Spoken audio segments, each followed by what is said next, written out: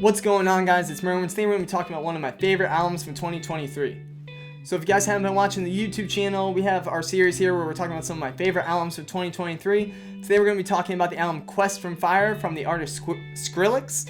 Sorry about that. We're going to be talking about the album Quest for Fire from the album Skrillex. Kind of, got a little, a little hard to say there. I don't know. I've just been talking a lot probably.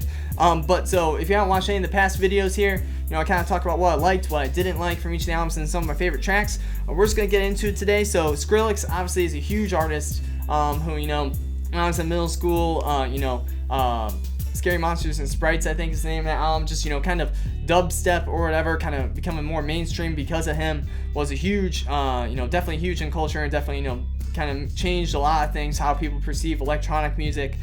So definitely an artist, I've kind of followed for a long time, definitely, I've listened to on and off, just, growing up in that time where I was really trying, that sound was breaking through into the mainstream. So something I liked about this album, like I say, this album came out in January. It was one of the first albums out in the year, so definitely something, being the beginning of the year, I checked it out. Really high energy album, really good, like kind of a workout album. Got a lot of up-tempo songs.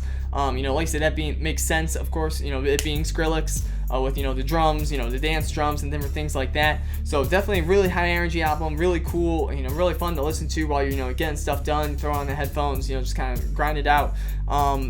Something else I really liked about this album was that it was a really cohesive listen through, which, again, makes sense being Skrillex, and he's like kind of the main producer of it, where, he pulls in all these artists, kind of does like an executive producer thing where, he pulls in these artists to feature on, the songs he's made. But, really cohesive. Like I say, really pretty tight track list, 15 minutes, 45 minutes.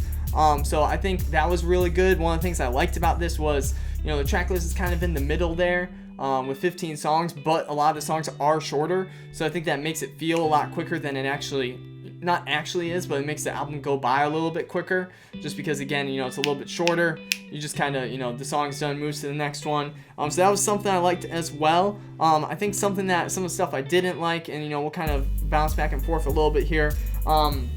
Didn't really have any crazy features on here, other than aside from probably Sway Lee here on a couple of them. But he did have the second album, which this is the album I prefer more of the two. But on his second album that he came out with this last year, I guess now when this is coming out, he had a lot more of those mainstream features. Let me look at the title for that one. What was the name of it? Don't Get Too Close. That was the album where he had a lot more of those mainstream features. He's got Justin Bieber, Don Toliver, he's got Kid Cudi, Trippie Redd, Young Lean, all that stuff. So on that album, he did do that and get a lot more of those mainstream artists. This is the album I actually enjoy a little bit more. And it's the first album of the year from him, so I enjoy this album more. That's why I put it on this list here. But I think if he had maybe combined a little bit of both of those, or maybe taken some of those songs from that second album, again, as an artist, he was probably just, I understand, kind of him planning. He was probably just planning out, okay, I'm gonna do 2 albums next year.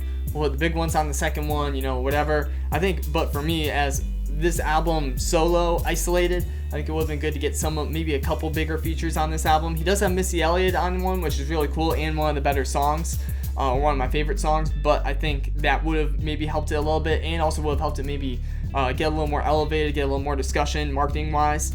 Another thing is, I think, some more variation just in the vibe of the song and tempo, which, again, this being more of a dance, dubstep, EDM centered album, makes sense that it isn't really that way. But I think, he's definitely has some other different songs in his discography, so I think having a little bit more of different energy in some songs would have been cool. Just to see how he does it or how he approaches it would be something I would have enjoyed, and I think would have made the album a little bit better. Some of my favorite songs here are, we got Still Here. He did have the Porter Robinson feature on that last song, which I'm still a little unclear on how he featured on it, if it was like a production feature or a vocals feature. I believe it was a production feature, because I don't really hear him on there, or at least in the style I'm used to. I got his album up there, Nurture, I believe is the name of that one, if I forget. But I love that album, so I was really excited to see him on there. Still Here is probably my favorite on this song. Too Bizarre is really good. That one I think should be a bigger song, just because, you got the Sway Lee feature. Really high energy. I thought it was really cool. Butterflies was good as well, with Fortet. And then Ratatata with Missy Elliott also was really good. So those were probably my favorite from this album.